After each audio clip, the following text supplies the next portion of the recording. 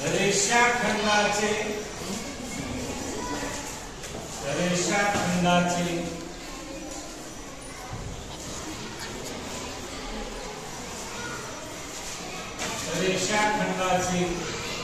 प्रमेय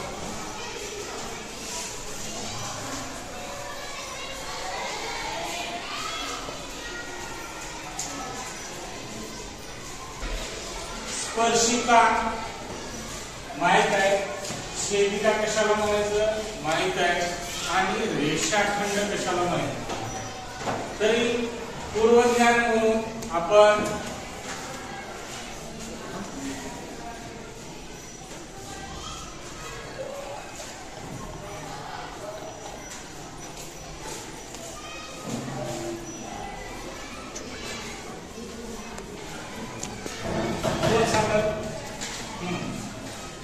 काय म्हणायचं, A पासून B पर्यंतच्या अंतराला काय म्हणायचं,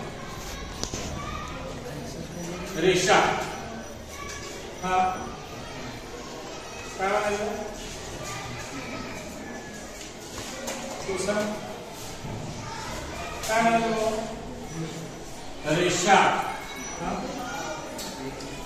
रेषा A पासून B पर्यंत, इथून इथपर्यंतच्या अंतराला, या A पासून B पर्यंतच्या अंतराला काय म्हणावं,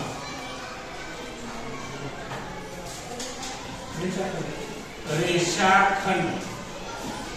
कळालं. रेषा कशाला म्हणायचं, तर असंख्य अशा बिंदूच्या संचास आणि ती कितीही वाढवत जावा, त्याच्या पुढे जर असं कितीही वाढवत गेलं, इथं कितीही वाढवत गेलं, तर याला आपण काय म्हणतो, रेषा. परंतु इथं खंड आहे, A बिंदू पासून निघालं B बिंदू पर्यंत आलं, इथं खंड आहे, या दोन्ही मध्ये काहीतरी अंतर आहे. त्याला मोजल्यानंतर आपल्याला कळतंय की 38.5. ठीक आहे, 38.5 हा खंड आहे, म्हणून याला आपण रेषाखंड म्हणतो. काय म्हणायचं, रेषाखंड. आणि ही झाली. आता असंख्य अशा बिंदूच्या संचास आपण रेषा म्हणतो. किती इलेक्ट्रिक पाहिला, किती वाढवला, तर ते वाढत गेल्यानंतर त्याला आपण काय म्हणतो, रेषा. रेषेला समजा 100 मीटरची असेल, 10 मीटरची असेल, 5 मीटरची असेल, 4 मीटरची असेल, कसा त्याला आपण रेषा म्हणतो.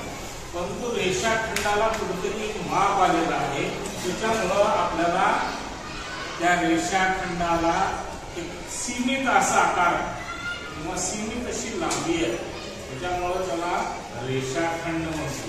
आता उदाहरण दुसरं जर पाहिला, झाली आकृती.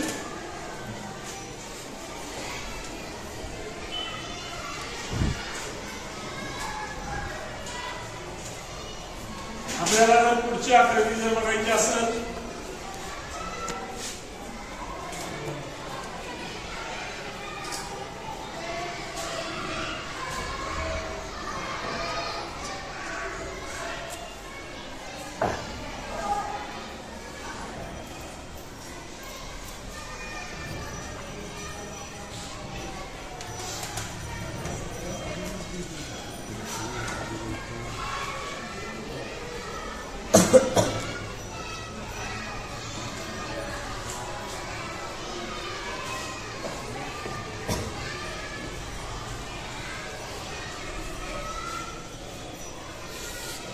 त्या आकृतीमध्ये समजा O केंद्रबिंदू आहे, काय O केंद्रबिंदू आहे, आणि मी समजा एक अशी जर रेषा काढली, रेषा काढली, त्याला काय म्हणणार आहे, काय म्हणणार याला, ही रेषा L आहे आणि A बिंदू आहे, B बिंदू आहे,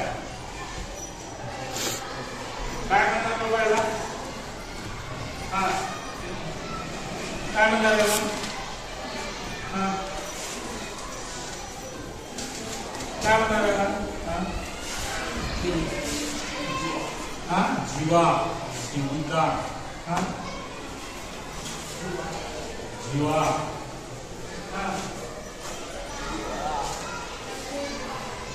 जीविका,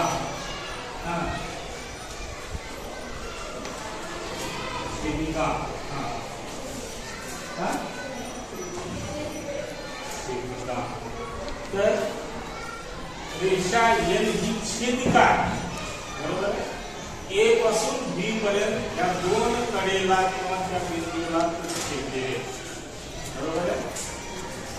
आता मी समजा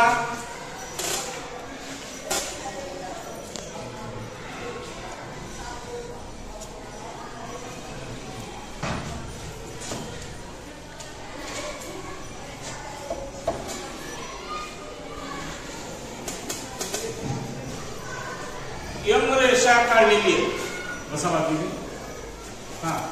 या एम ला काय म्हणता येईल? स्पर्शिका. स्पर्श बिंदू कोणता आहे?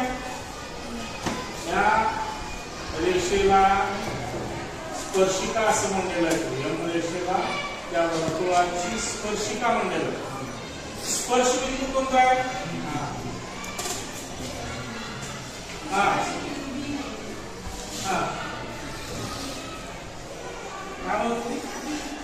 बी हा स्पर्श बिंदू आहे, कळलं?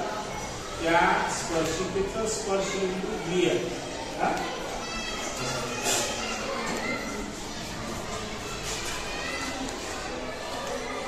म्हणून आपल्याला छेदिका कळाली, रेषाखंड कळालं, स्पर्शिका कळाली कशाला.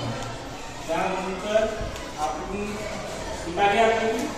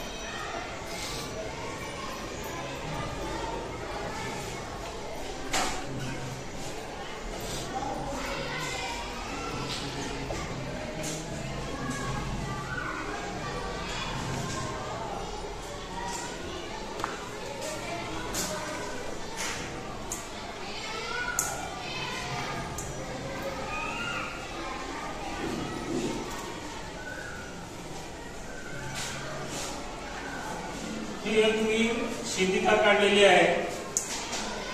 ही छेदिका थोडं लांब असायला पाहिजे की जेणेकरून स्पर्शिका काढण्यासाठी आपल्याला उपयोगाला येईल. आता मी एक स्पर्शिका काढतोय.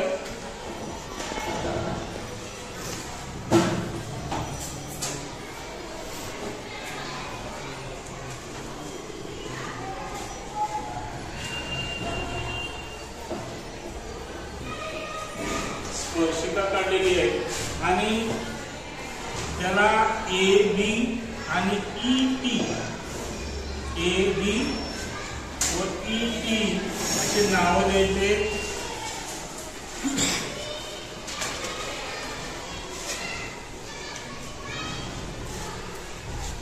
स्पर्शबिंदूचे नाव द्यायचे, छेदनबिंदूचे ए बी आणि या टी पासून एक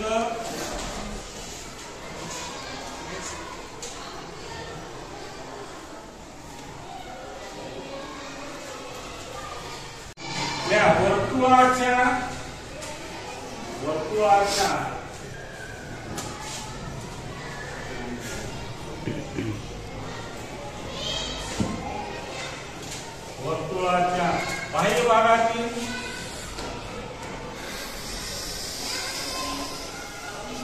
बाह्य भागातील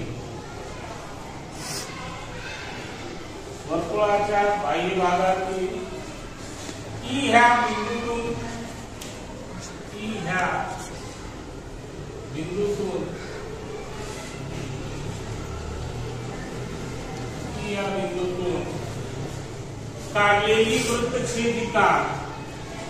काढलेली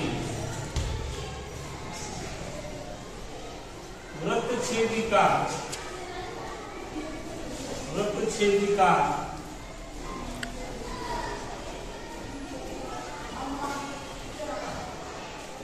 वर्तुळाला कशात छेद गेले ते वर्तुळाला ए आणि बी या दोन बिंदू ए आणि बिंदू बी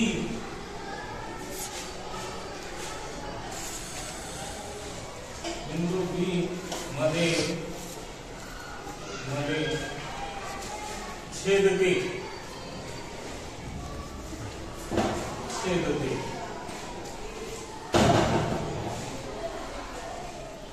त्याच बिंदूतून जाणारी स्पर्शिका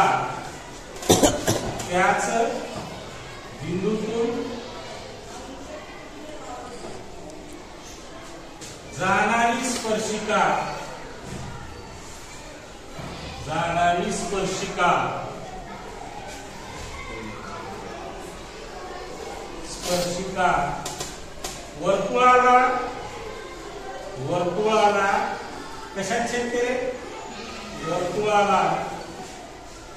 वर्तुळाला कशात छेदते टी बिंदू वर्तुळाला टी बिंदू मध्ये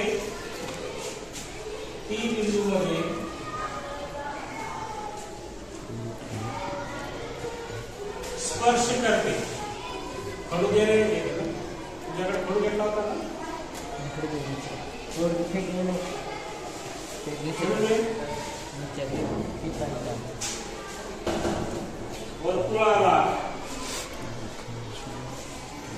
वर्तुळाला स्पर्श करते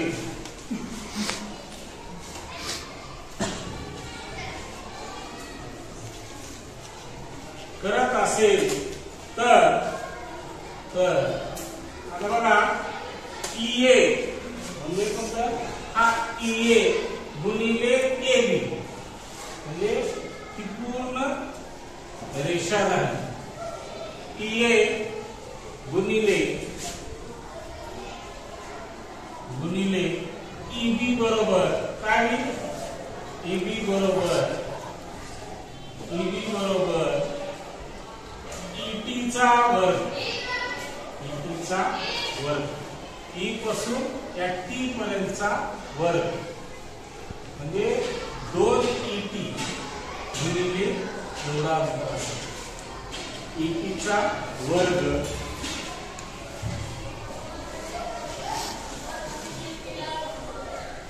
रचना काय केलेली आपण रचना ही केलेली आपण रचना आहे ए पासून या टी बिंदू पर्यंत आपण एक रेषा टाकलेली आहे बी बिंदू पासून टी वर एक आपण रेषा टाकलेली आहे रचना काय केलेली आहे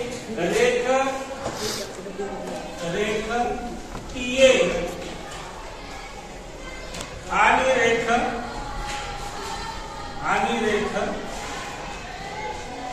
रेख टीबी काढले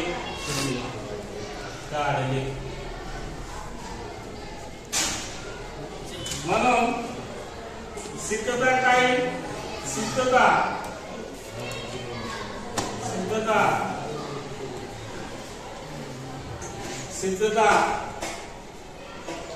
त्रिकोण ईएटी आता कोणता त्रिकोण ईएटी हा का झाला ई एक बाजू झाली ईटी एक बाजू झाली एटी एक बाजू झाली हा त्रिकोण झाला काय झाला त्रिकोण ईएटी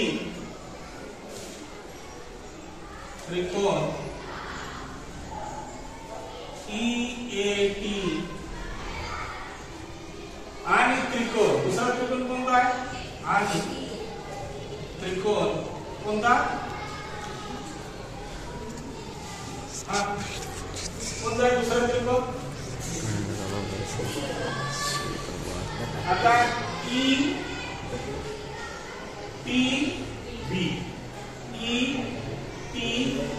म्हणजे हा त्रिकोण झाला पूर्ण इथून इथपर्यंत आहे बाजू झाली इथून इथपर्यंतची एक बाजू झाली इथून इथपर्यंत हा एक त्रिकोण झाला छोटासा त्याच्यानंतर हा पूर्ण मोठा त्रिकोण झाला त्रिकोण EAT त्रिकोण ETB का ETB हा सामायिक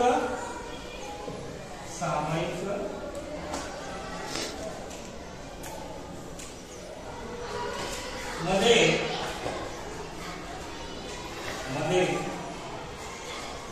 कोण कोणता आहे पहिला कोण आहे कोण AET म्हणजे कोणतं AET म्हणजे हा कोण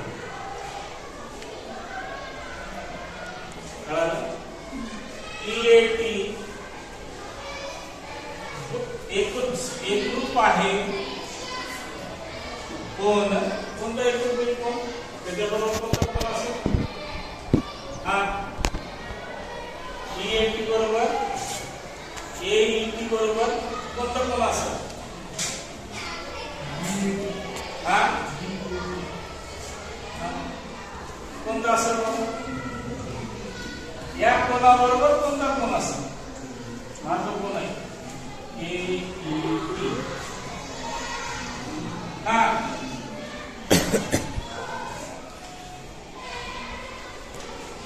तुझा कोणता कोण असेल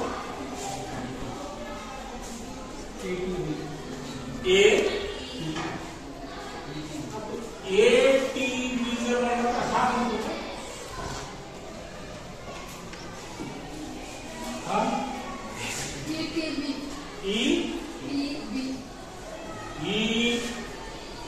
ETB हा पूर्ण कोण ETB थोडं करेक्ट आलं का कारण येते सामायिक कोण त्याचं कारण काय सामायिक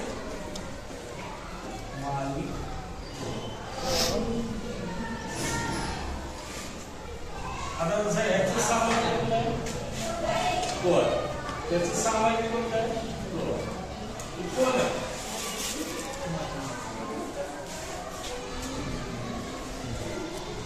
आता कोण EPA एकरूप आहे कशा बरोबर आहे कोण सांगा EPA कशा बरोबर आहे म्हणजे हा कोण कशा बरोबर आहे एक कशा बरोबर असेल तो कोण सांगा हा थोडं 10 मिनिटं हा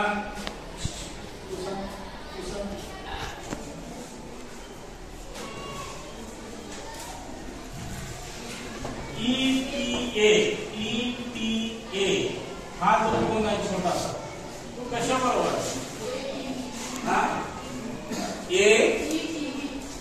ET किंवा TEB आता ह्या कोणाचा हा कोण तुझ्या बरोबर ETB किंवा TEB किंवा EBT हा बसा एकरूप आहे EBT स्पर्शिका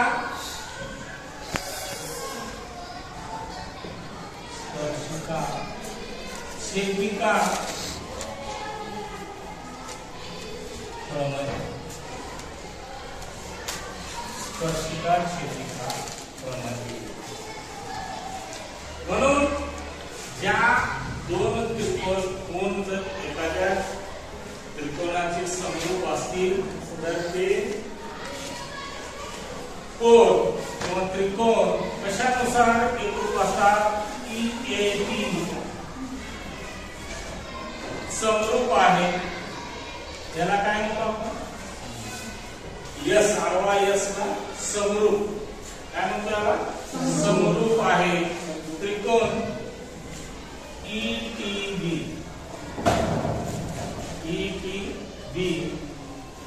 को म्हणजे कोण कोण कसोटीनुसार कोण कोण कसोटीनुसार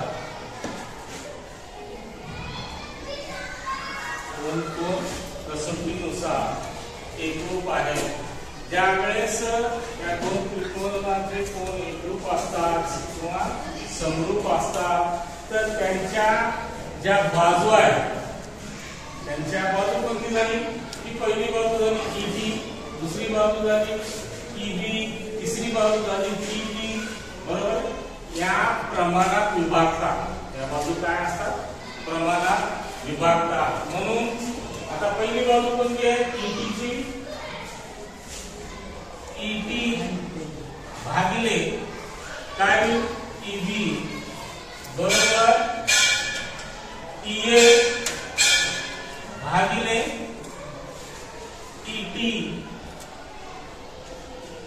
कारण या समरूप त्रिकोणाच्या आता सांगितलं समरूप त्रिकोणाच्या संगत बाजू प्रमाणात विभागतात.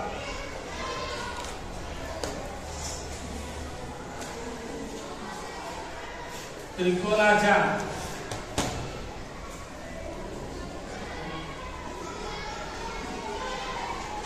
संगत बाजू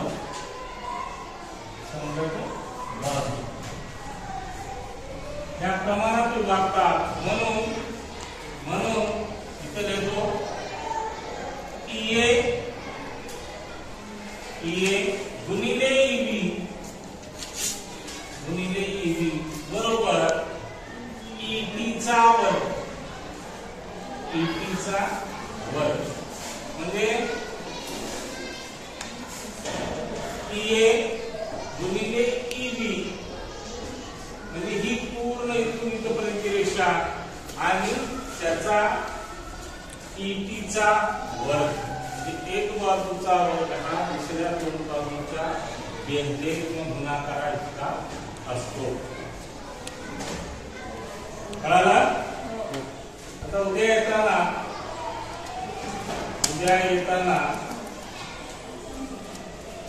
काही सोडवलेले उदाहरण आहेत. हे झालं लिहून.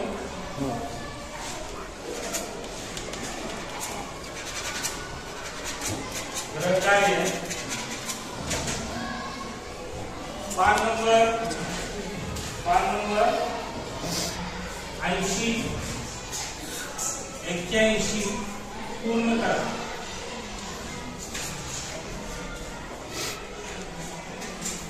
80 81 पूर्ण करा. बंद करा.